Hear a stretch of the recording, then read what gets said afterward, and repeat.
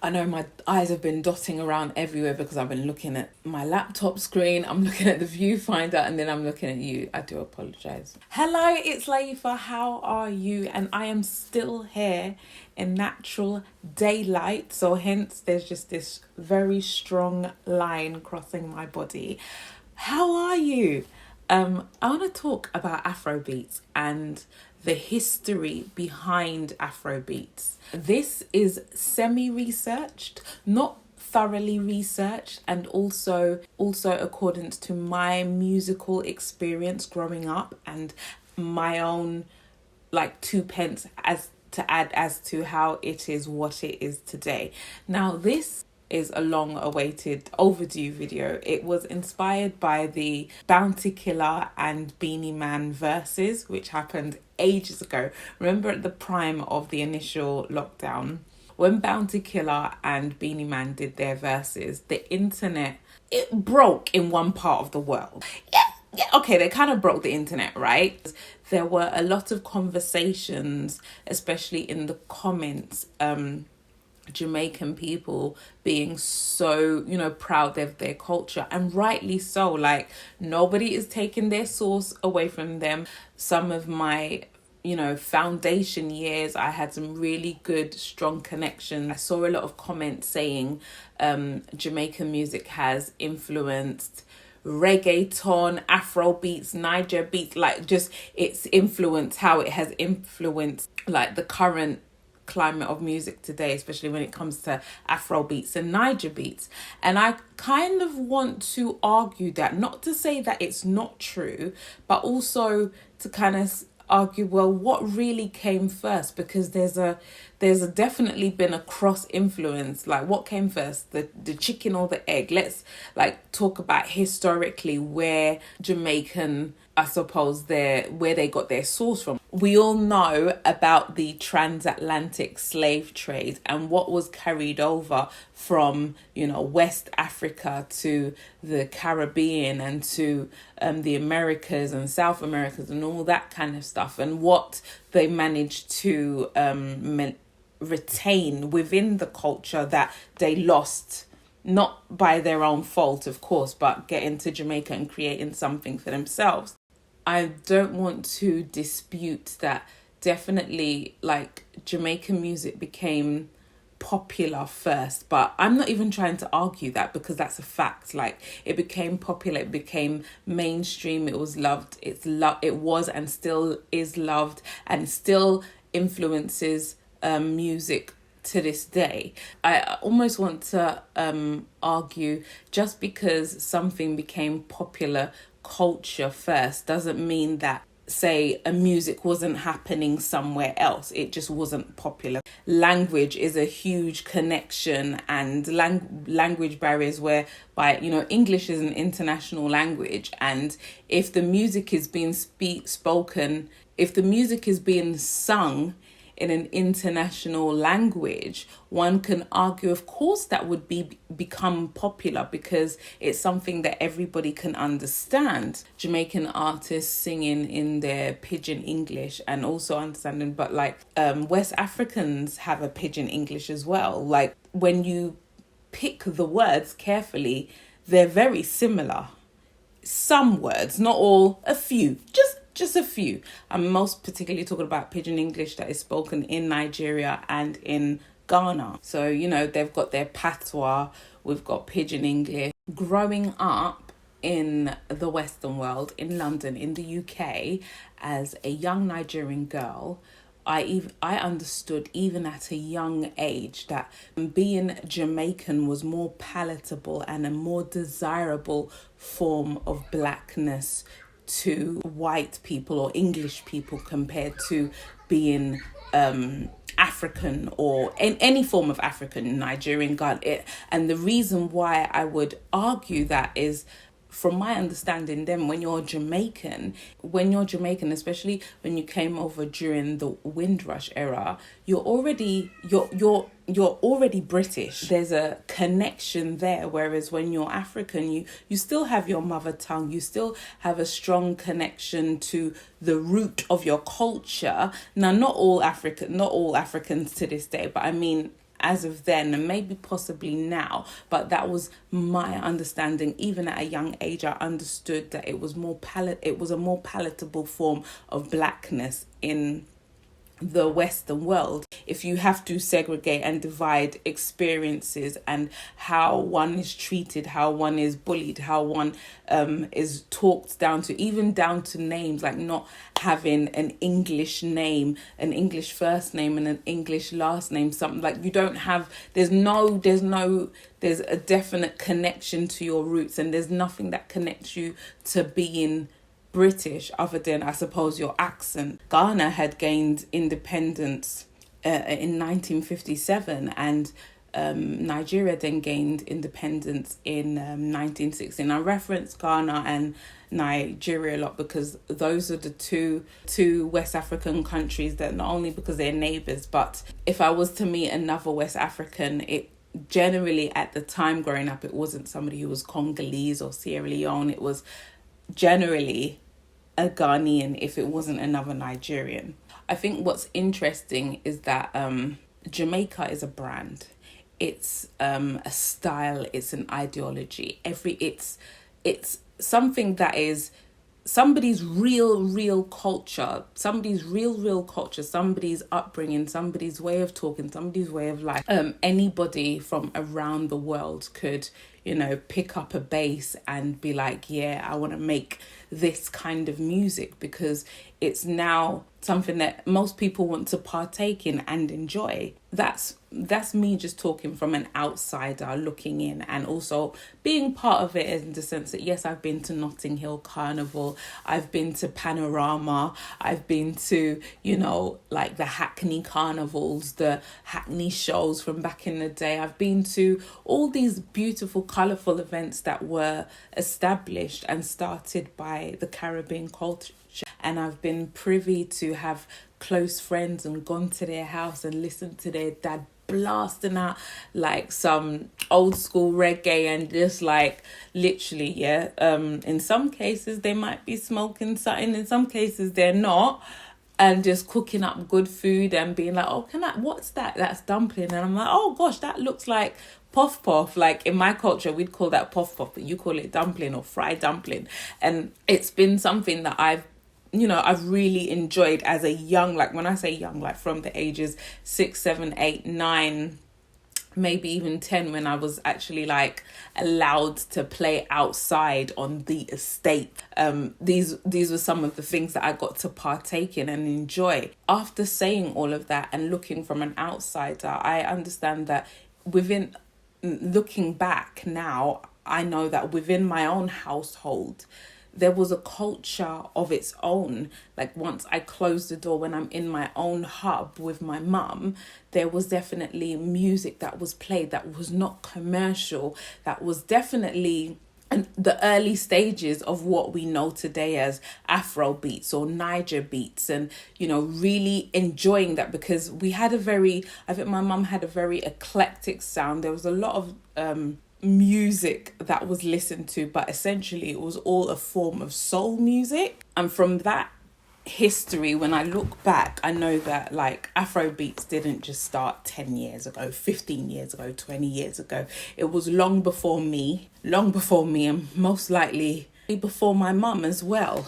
I want to reflect back to Highlife. Now, I don't know if anybody, you might be too young, but I was really young. You might have not been born, but I remember being very young and listening to Highlife music being played on my mum's speakers. At the time when I was growing up, my mum used to listen to King Robot Ibizimo, who was very popular, and I think he's passed away now. But that was, even before him, there were versions of Highlife music. So Highlife, which I recently learned, actually started in Ghana during the early 20th century colonial times. This melodic jazzy vibes became a thing in households, and guitars were used. It was actually a 1920s infusion of calypso and foxtrot. Could you imagine? There's a very particular sound when you listen to Highlife. The instruments are so distinctive, and there's these chords that are very repetitive, and it goes I'd have to play it for you to get it, and you'd have to know it. You'd have to be very aware of the type of music to even reflect back to, oh my goodness, yes, this is Highlife. The very prominent instrument they used was a guitar, but they adopted the guitar obviously during the colonial times. But before that, they had an instrument called the seprewa, which I think was a Ghanaian instrument, or also known as a sanku. Oh, sanku sounds familiar. Isn't that a dance? Okay, well, whether it's a dance or not, it was in Ghana, and it's they called it a harp flute, which is if you, I'll maybe put up some images for you to see what it looked like. So this was something that they would use in their bands during the olden days, and obviously because the guitar was similar to this instrument, it was quickly adopted. And the Highlife music, it has a very distinctive sound, like the 2-finger picking sound. The way they would strum the stringed instrument is like a 2-finger picking style. Very, very beautiful and melodious and very jazzy. Now, personally, my own experience, I don't know anything about Ghanaian Highlife music, but it's come to my attention, as I said, that that's where it started. But the most popular type of Highlife, Nigerian Highlife, was the Igbo Highlife, which was definitely played in my when I was very, very young. And what brought it to my attention is the Chimamanda Ngozi's Half of the Yellow Sun. Have any of you read the book? Now, that was my first ever Chimamanda book. I read Half of the Yellow Sun, and then there's actually a movie adaptation of the film. It's not as good as the book, but it's still worth watching. And what I noticed is the soundtrack was very distinctive to that Igbo Highlife culture, and not just Igbo, but also I would argue also Ijo.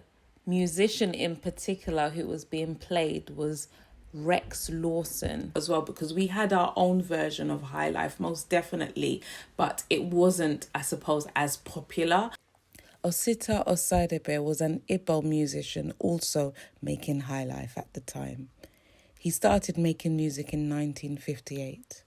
Even before, or just before King Robert Ibizimo, there was Sir Victor Uwefu, who was a Benin artist. He was known to be the most highly educated performing music legend of that time, and a PhD in architectural sculpture. A lot of these Highlife musicians, such as Victor Uwefu and Rex Lawson, were able to play multiple instruments. What that soundtrack, I would recommend anybody watch it. I don't know where you can watch it, but Half of the Yellow Sun by Chimamanda. If you don't know who she is, I cannot help you in this life, but go and check it out.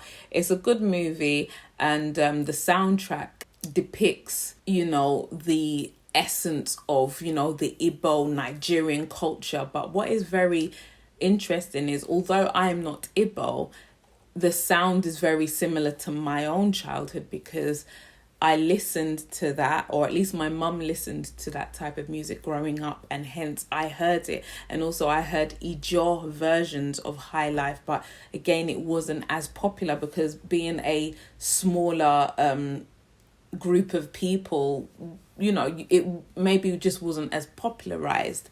Now, the reason why I talk about that soundtrack is because it was, again, a form of Afrobeats at the time, but it wasn't the Afrobeat of what we know today. It's a version of Afrobeat. And even when you listen to like popular songs by Wizkid or Davido, you can hear, sometimes you hear essence in certain, why can I not think of if I think of a popular track, I will insert it and talk about it further, about tracks that have Highlife elements to them. Now, I've had to stop in the middle of editing just to find a current Afrobeat song that has elements of Highlife. Now, it was quite hard to find, but the first song that I think has a bit of a Highlife vibe to it is Davido's Fall. Now, I'm going to play an old school classic sort of Ghanaian Highlife instrumental. And although it's not the same, it's not you, but it has a similar vibe. Now just have a listen. That's the guitar picking. You've got the percussions.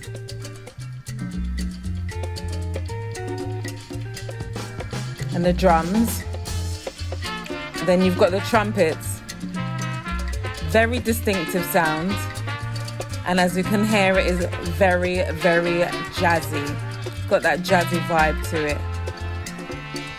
Now, if you go back to Davido's Fall, it has of that jazzy vibe also, but obviously it's got more of a beat. You can hear the bass more, and it's modern. But you can hear the influence of the older classical sort of high life music of those times. You can hear it in some of the current Afrobeats today, especially I would say Burna Boy, because obviously I think Fela Kuti has influenced him a lot, but we will get into that. All right. But it's still Afrobeat, and obviously it's still Afrobeat because Highlife is a form of Afrobeat. But talking about the movie adaptation of Chimamanda's Half of the Yellow Sun, because although the story it's a love story, but it's centered around the Biafran War. Now, if you know anything about the Biafran War, it was the Nigerian Civil War during the 60s, and a lot of Igbos were killed, but it was because of their protest. So when I was a little girl, I went to Ijaw classes. We might talk about that in a whole nother video. So I learned a little bit about, as well as my own mother tongue, I learned a little bit about the history and the culture and the politics that took place. But from my understanding, a lot of Igbos were killed during the Biafran War, but they were trying to separate. Once Nigeria had gained independence from the UK, the Igbos then wanted to separate from Nigeria and have their own country called Biafra. And if you meet some very patriotic Igbos today, they would argue that they are not Nigerian, they are Biafran. I have met people like that up until today. And when they discover where I am from, they may try and argue with me that I am Biafran too, because the Ijaws are close to the Igbos. Well, I don't know geographically if that is true. Maybe it's because I don't really know Nigerian geography. I don't know Nigerian geography. I don't know what state is where. I just know that I'm from the south. But from my understanding, if the Ijaws had partaken in this war, this civil war, and wanted to join to be Biafra, then Biafra would actually be a country today, because then they would have enough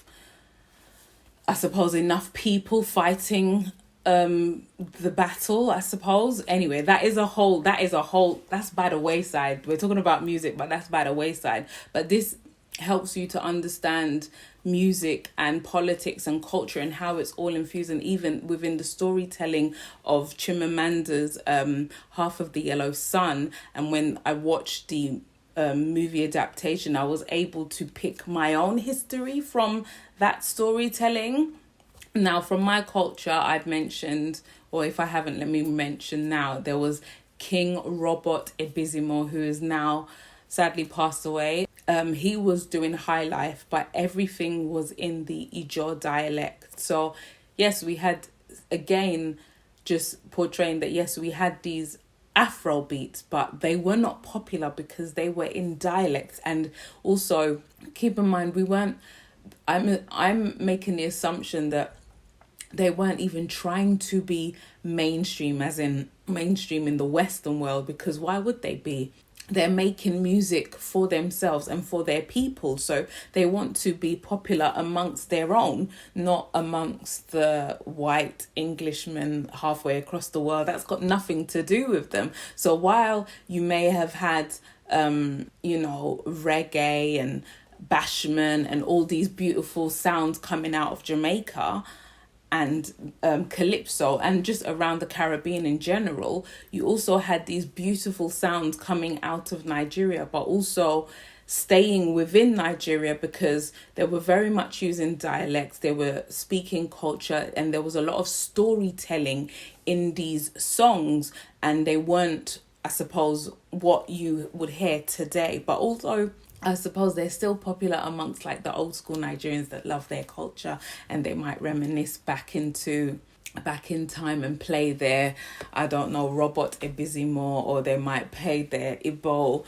Highlife music and just enjoy. But it's really like, I would suggest you just pause, open another tab, and just Google or type in like Nigerian Highlife music, and then it will give you an idea of what the sound was then, because it's got a very jazzy vibe to it, but it was a form of Afrobeat. Then you got in the 60s, you've got Fela Kuti, who has now taken all of this influence that I've spoken about. So you've got the Igbo Highlife music, you've got all these different forms of music within Nigeria, and he's now taken that, because obviously he has, he's now exposed, he's gone to the UK to study, and then gotten into music, and taken his own culture, and obviously having traveled to America and been influenced by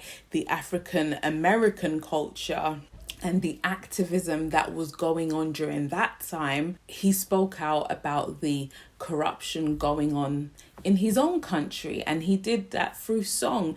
Now, this is a pivotal moment, because this is the point when the term Afrobeat was coined. It was coined by Fela Kuti in the 60s. He is responsible for pioneering and popularizing that style within Nigeria and also outside of Nigeria.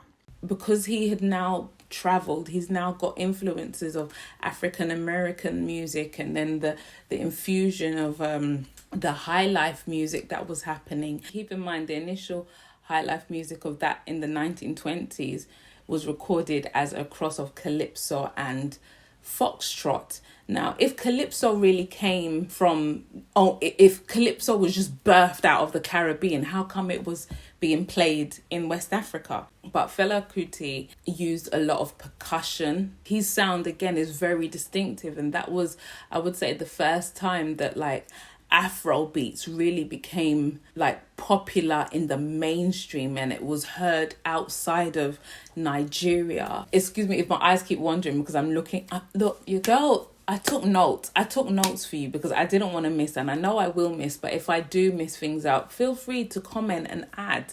But I just want, if people are ever confused or want to understand like where did Afrobeats come from, this is at least a starting point for your research to go and do yourself. And then like when you had Fela Kuti music, which had a lot of percussion, you then had South African house, which was a bop and still is a bop. You've got Yvonne Chaka Chaka. Oh my goodness. So you had like a South African house music. It was starting to get popular as well. And I don't know if, I'm assuming it may have traveled, but I know within Africa, it was definitely a thing. Yvonne Chaka Chaka was my vibe. What's that song? Ngomboti.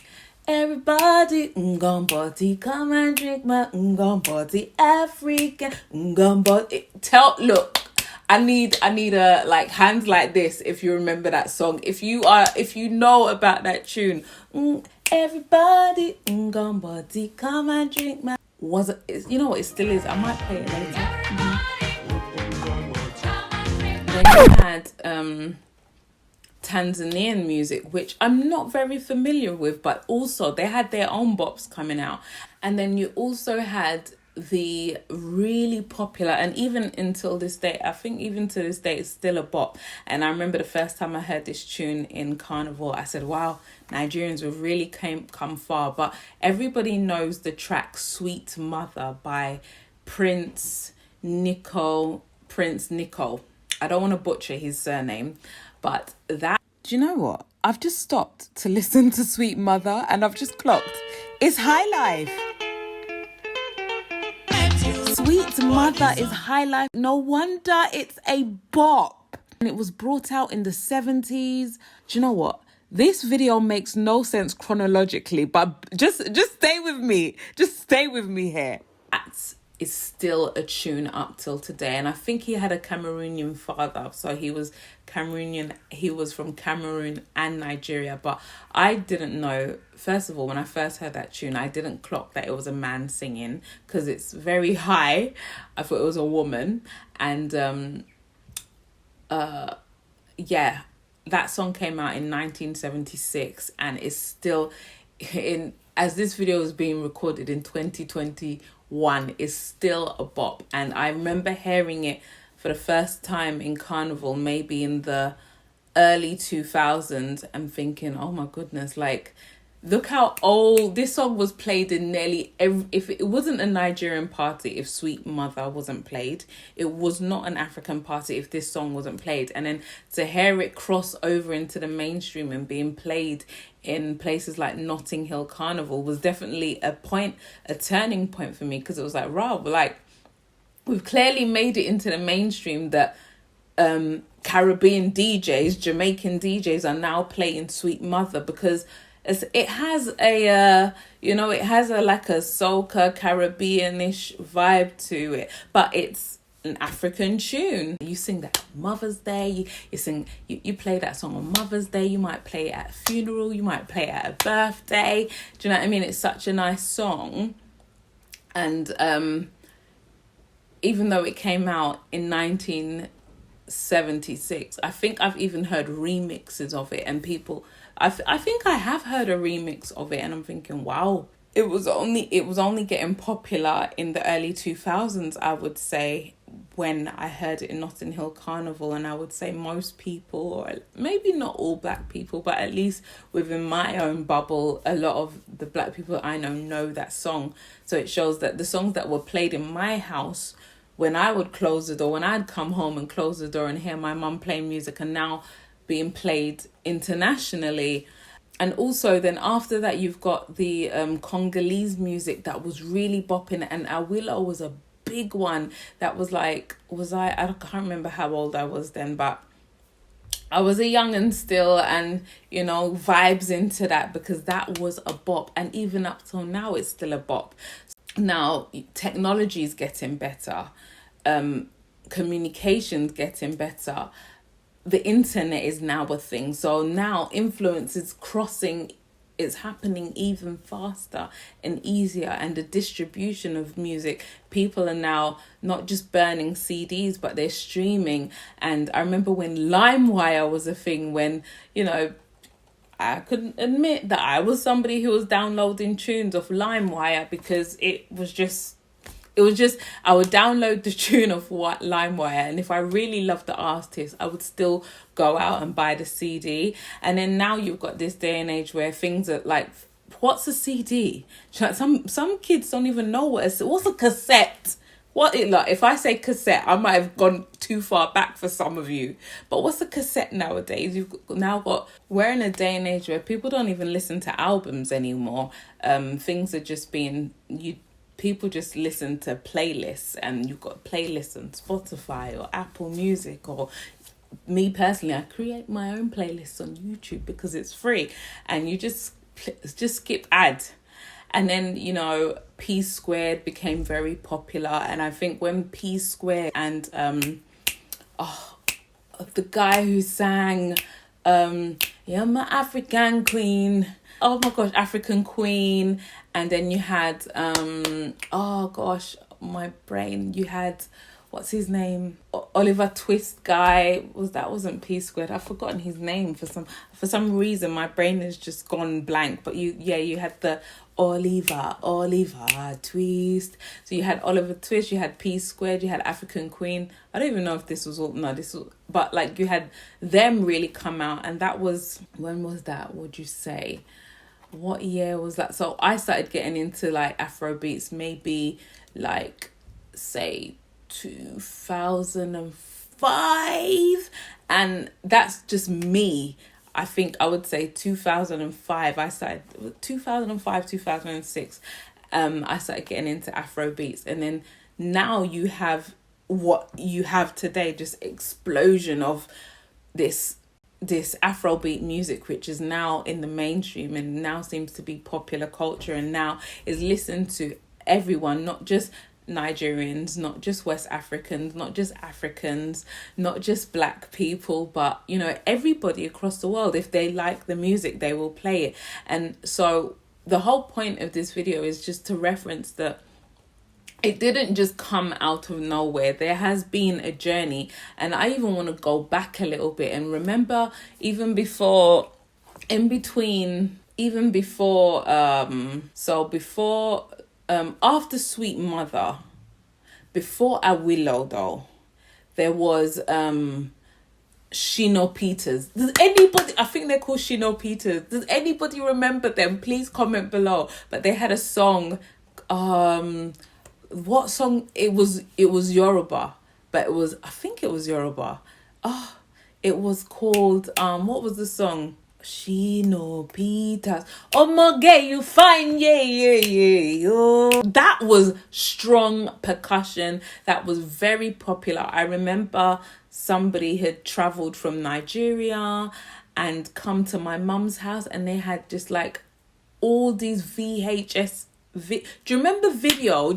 Anybody remember video player? Yes, this was before DVDs, before streaming was a thing. We would get the videos from Nigeria. Somebody would be traveling, coming over to, and they would have them in, say, their suitcase or their Ghana must go bag, which is like the laundry bag, if anybody knows what they are. Anyway, there's a whole history behind that, and if you don't know, maybe we'll discuss that in another video, the whole why it's called Ghana must go. And if you don't know, comment below if you would like me to unpack that with you and my own interpretation of it, as well as research. But yeah, I remember having an auntie, or was it an uncle, come over to our house, and they played the Shina Peters video, and this was like, videos were a thing, so it wasn't a CD, although there may have been a CD version, but we had it on video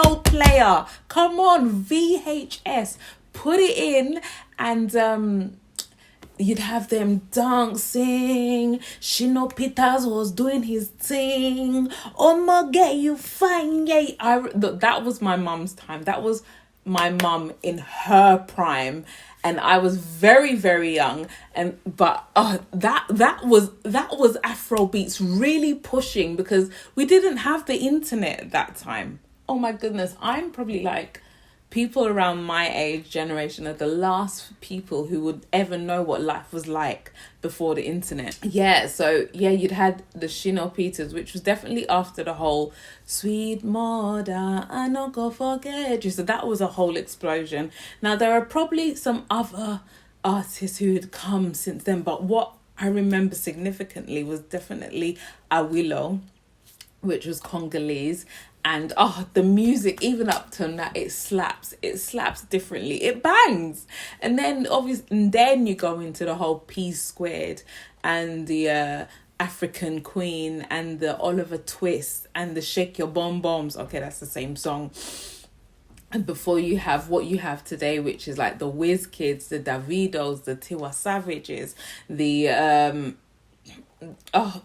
just the explosion of super talented artists. I hope you've enjoyed this video.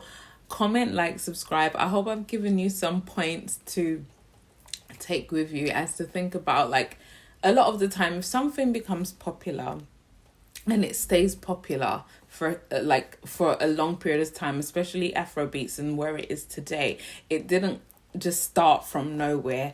Like, we're talking about, early recordings of the 1920s, when you could hear versions of Afrobeats before you even get into Highlife, before you even get into the Fela Kutis, before you even get into the South African house music with Yvonne Chaka Chaka. Is it Chaka Chaka? Yvonne Chaka Chaka? Chaka Chaka? Oh my God, and then you get into the Tanzanian music, which I don't, if you ever comment, I couldn't really give you any references before you get into your Cameroonian father who is the sweet mother. Oh, now when you think of sweet mother, that's a question. Did he come before Yvonne Chaka Chaka, or was he after? Because that's or is that around the same time? Then you've got Awilo. Then you've got P Squared. Then you've got, what is this guy's name?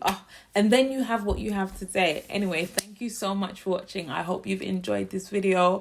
So when somebody tells you, Caribbean music or Jamaican music has influenced Afrobeats of today, point them to this video and let them know that there has been a cross influence, definitely, because even up to today I've come across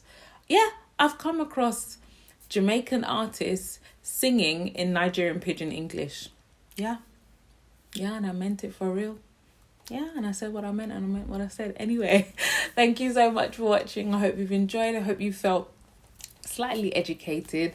And until my next video, think smart, work hard, make it happen. Bye.